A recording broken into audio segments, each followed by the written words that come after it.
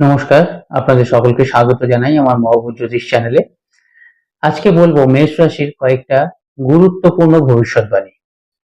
তার মধ্যে প্রথম হচ্ছে যে আপনাদের মেষ রাশি যারা যেসব জাতক জাতিকারা আছেন তাদের কিন্তু সাড়ে সাতি শুরু হচ্ছে। 29শে মার্চ রাত্রে 9:40 শনিদেব কুম্ভ রাশি থেকে মীন রাশিতে যাবেন। এই 29শে মার্চ যে যাচ্ছেন সাড়ে সাতি শুরু হচ্ছে, তাতে চিন্তার কিচ্ছু নেই, ভয়ের কিছু নেই। কারণ দেখতে হবে জন্মকালীন শনিদেব কোথায় আছেন, কিভাবে আছেন।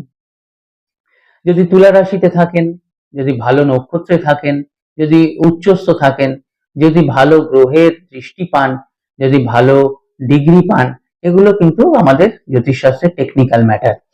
সাড়ে সাতি নিয়ে আতঙ্ক, সাড়ে সাতি নিয়ে ভয়ের কিচ্ছু নেই। যেমন কর্ম করবেন তেমন ফল পাবেন। ভালো কর্ম করলে ভালো ফল পাবেন, এ বিষয়ে কোনো সন্দেহ নেই। দ্বিতীয়ত হচ্ছে যেসব মেষ রাশি জাতক জাতিকারা ব্যবসা করছেন, সেই ব্যবসায় কিন্তু যারা লোহার ব্যবসা করছেন, গাড়ির ব্যবসা করছেন, কালো জিনিসের ব্যবসা করছেন, চামড়ার ব্যবসা করছেন, তারা কিন্তু একটা সিগনিফিক্যান্ট রেজাল্ট পাবেন। এই সময় বারবার আমি বলছি যে আতঙ্কগ্রস্ত হয়ে ভালো দিনগুলো খারাপ করবেন না। তারা যারা ব্যবসা করছেন তাদেরও কিন্তু খুব ভালো হবে। যারা পার্টনারশিপ বিজনেস করছেন তাদের একটু প্রবলেম হবে, তারা ডকুমেন্টস দেখে নেবেন, পেপারস দেখে নেবেন, সেখান থেকে কিন্তু একটু প্রবলেম হবে। তাছাড়াও ওভারঅল বাস্তুটা কিন্তু ঠিক করবেন। অনেক সময় কি হয়, গ্রহ নক্ষত্র ঠিকই থাকে, গ্রহ নক্ষত্র প্রতিকার করেছেন, কিন্তু বাস্তুটা প্রবলেম আছে বলে সেখান থেকে কিন্তু আপনাদের প্রবলেম হতে পারে। যেমন একটা এক্সাম্পল দিলে আপনারা বুঝতে পারবেন। ধরুন শনিদেব ভালো আছে, আপনাদের এতদিনের ব্যবসা খুব ভালো চলছিল, পশ্চিম দিকে কোনো প্রবলেম হয়ে গেল, পশ্চিম দিকে আপনারা গোলাপি রং করলেন কিংবা লাল রং করলেন, কিংবা পশ্চিম দিকে কোনো ড্যামেজ হয়ে গেল, সেদিক থেকে কি হচ্ছে, কাকতালীয় ভাবে এই সাড়ে সাতির সময় আপনাদের পশ্চিম দিক ড্যামেজ, আবার আপনাদের প্রবলেমও হচ্ছে। আপনারা তখন কি ভাবলেন, সাড়ে সাতিতেই বোধহয় প্রবলেম শুরু হয়েছে, আপনারা দৌড়লেন, আপনারা ছুটলেন শনিদেবের প্রতিকারের জন্য, কিন্তু ওখানে কিন্তু বাস্তুর পশ্চিম দিকটাই একটু ঠিক করলেই হয়ে যায়, নতুন করে আর কিন্তু প্রতিকারের কিছু নেই। তো এইগুলো কিন্তু বোঝানোর জন্য আজকের আমার এই ভিডিও।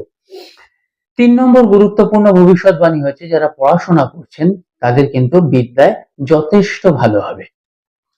বিদ্যা যেমন ভাবে আপনারা করবেন একটু সিরিয়াসলি করতে হবে, ফাঁকিবাজি চলবে না, কারণ শনিদেব ফাঁকিবাজি পছন্দ করেন না। ডিসিপ্লিনড, সিস্টেমেটিক যদি আপনি ওয়েতে জীবনটা চালান তাহলে দেখবেন যথেষ্ট ভালো হবে।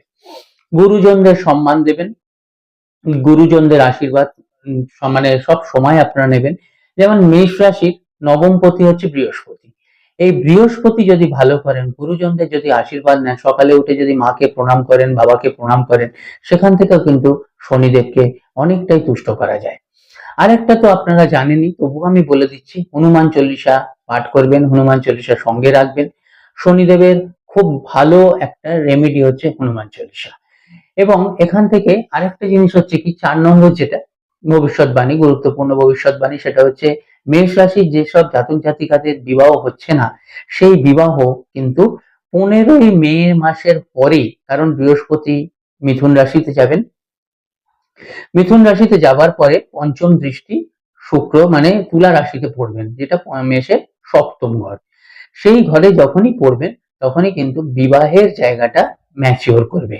এবার বিবাহ যখন দেবেন তখন কিন্তু আপনারা জোটক বিচার করে নেবেন। আর জোটক বিচারের সম্পর্কে বলতে গেলে দেখতে হয় যে শুধু ওই 36 পয়েন্ট মিলে গেল রাজজোটক তা নয়, তার মধ্যেও কিন্তু অনেক সময় দেখা যায় 28 পয়েন্টে গিয়েও কিন্তু আপনারা, যেমন ধরুন এই যে আপনাদের নাড়িকুট আছে লাস্টে 8 নম্বর, এইটা শয্যা সুখ বোঝায়, 28 পেয়ে গেছে কিন্তু নাড়িকুটি 0, তাহলে শয্যা সুখে প্রবলেম হবে। সেখান থেকেও কিন্তু আপনাদের সেপারেশন, ডিভোর্স বা একটা মানে বিচ্ছেদ হতেই পারে। এগুলো যখন বিচার করবেন পুঙ্খানুপুঙ্খভাবে অনেকভাবে বিচার করে নেবেন। এই সম্পর্কে বলি, মেষ রাশির যেহেতু অধিপতি মঙ্গল, সেই জায়গা থেকে অনেকের এখন চিন্তা ভাবনা মাঙ্গলিক নিয়ে, মাঙ্গলিক ও খণ্ডন করার কিন্তু উপায় অনেক সময় জন্মছকে থাকে।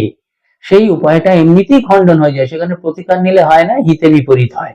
এগুলোর জন্য আপনারা কোনো অভিজ্ঞ জ্যোতিষকে দেখিয়ে নেবেন। আর যদি মনে করেন আমায় দেখাবেন, তাহলে অনলাইন অফলাইন দুটো নিয়ে মানে দুভাবেই কনসালটেন্সি করা যায়। আপনারা কনসালটেন্সি করতে পারেন। আপনারা যারা শিখতে চান অ্যাস্ট্রোলজি, নিউমারোলজি, বাস্তু, তারাও কিন্তু সার্টিফিকেট কোর্সের অ্যাডমিশন চলছে, শিখতে পারেন। এছাড়াও যখন মেষ রাশি তৃতীয় ঘরে যখন বৃহস্পতি যাবেন 15ই মে মাসের পরে, তখন দেখবেন ওভারঅল মেষ রাশির কিন্তু যথেষ্টই ভালো হবে।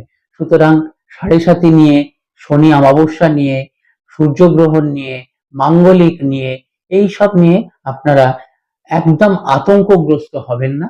যে শুভ সময়টা পাচ্ছেন সেটা ঠাকুরের নাম করে অতিবাহিত করুন, আরো যাতে শুভভাবে চালাতে পারেন বা শুভত্ব জীবনে আনতে পারেন তার জন্য চেষ্টা করুন।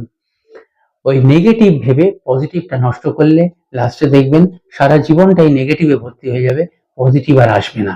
কারণ প্রত্যেক জন্মছকে প্রত্যেক জাতক জাতিকার কিন্তু ভগবান কিছু না কিছু পজিটিভ দিয়েই পাঠান। এবার সেই পজিটিভিটি পাওয়া কি না পাওয়া সেটা যে যার ব্যক্তিগত ব্যাপার, সেটা নিজের উপর নির্ভর করে। যাই হোক, ভালো থাকবেন। ভালো লাগলে লাইক, শেয়ার, সাবস্ক্রাইব করবেন।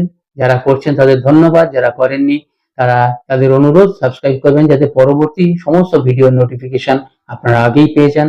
নমস্কার, ভালো থাকবেন।